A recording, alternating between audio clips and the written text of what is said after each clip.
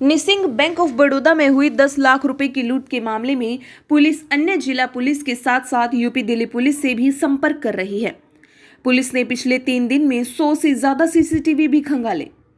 CCTV तस्वीरों में आप देख सकते हैं कि निसिंग के बैंक ऑफ बड़ौदा में 5 अक्टूबर को लूट से पहले 2 लुटेरे बैंक में दाखिल होते हुए दिखे। ये दोनों लुटेरे बैंक के बाहर काफी देर से रेकी कर रहे थे। जब दोनों लुटेरे बैंक में दाखिल हो गए तो तीसरा लुटेरा बैंक के गेट पर थैला लेकर खड़ा रहा। मकसद था कि वारदात शुरू होने पर कोई बाहर न निकले। बैंक में दाखिल होने के बाद काले और सफेद टोपी पहने दोनों लुटेरे बैंक प्रबंधन के कमरे के सामने से गुजरे और सीधे सिक्योरिटी गार्ड की ओर बढ़ने लगे। ये पूरी वारदात सीसीटीवी कैमरे में कैद हो गई।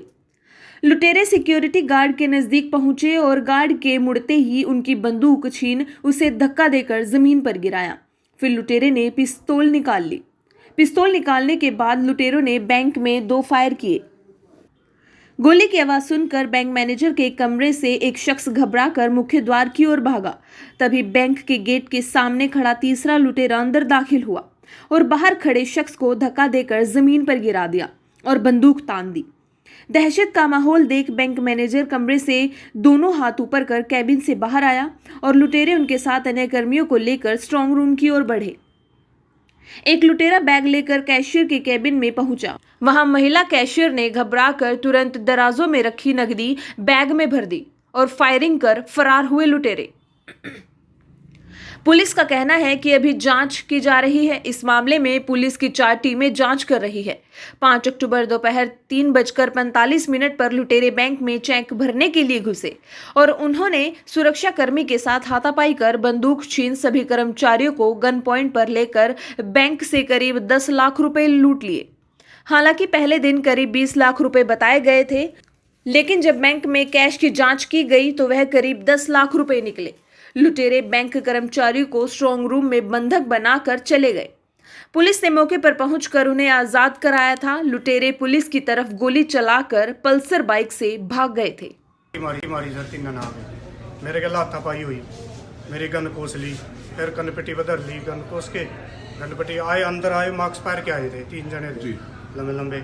मैं बोले अब क्या करोगे? अच्छा और चेक भरेंगे। जब 15 मिनट रह रही थी बैंक बंद होने में, 3:45 का टाइम था, तो वो चेक भरने में इतने में उनके पास गया था वहाँ उसमें था। तो तीनों पे हथियार थे? तीनों हथियार थे, एक पिस्टल थी, 2 रिवॉल्वर थी, तीनों लोड थी। तो कितने पैसे ले गए?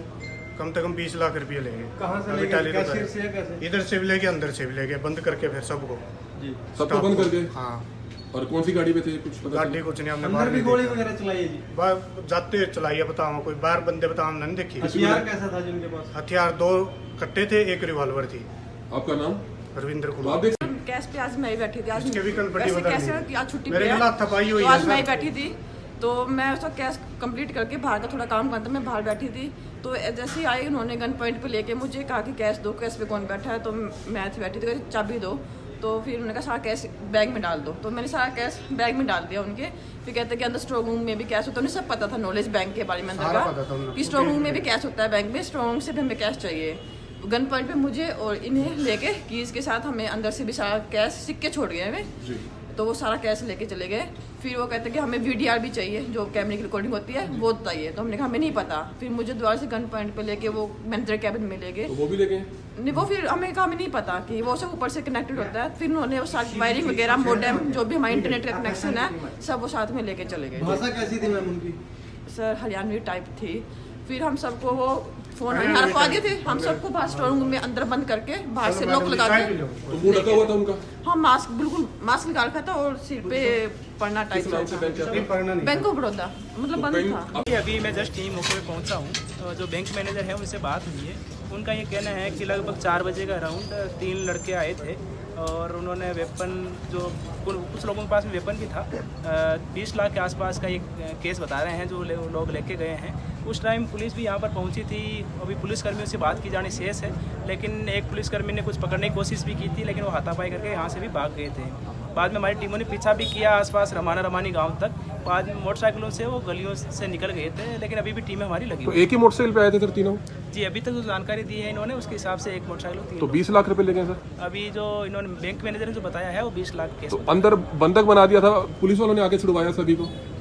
जो ये बता रहे हैं कि जो भी इनके पास में वेपन था, तो सभी जो बैंक के अंदर जितने भी लोग थे, चाहे बैंक कर्मचारी थे या जो भी कस्टमर थे, उनको अंदर बंद कर दिया और उसके बाद में इन्होंने सर डीवीआर भी लेकर जाना चाह रहे थे, उसमें कामयाब हुए या नहीं ले गए डीवीआर? देखिए अभी हम जांच कर रहे हैं कि एक्चुअल में डीवीआर लेके गए हैं कि नहीं लेके गए हैं। हम अभी उसको अभी चेक करवा रहे हैं। अगर सीसीटीवी फुटेज मिलेगी तो हमें बड़ी मदद मिलेगी। सर जो फायरिंग हुई है पुलिस के सामने हुई है? अभी पुलिस कर्मचारी हैं वो पीछे लगे हुए हैं, तो उन पुलिस कर्मचारी से बात की जानी शेष है। तो लोगों से अपील करेंगे कि कोई भी इनको पहचानता है तो उनकी शिकायत दे सकता है, नाम गुप्त रखा जाएगा, इनाम भी दिया जा सकता है।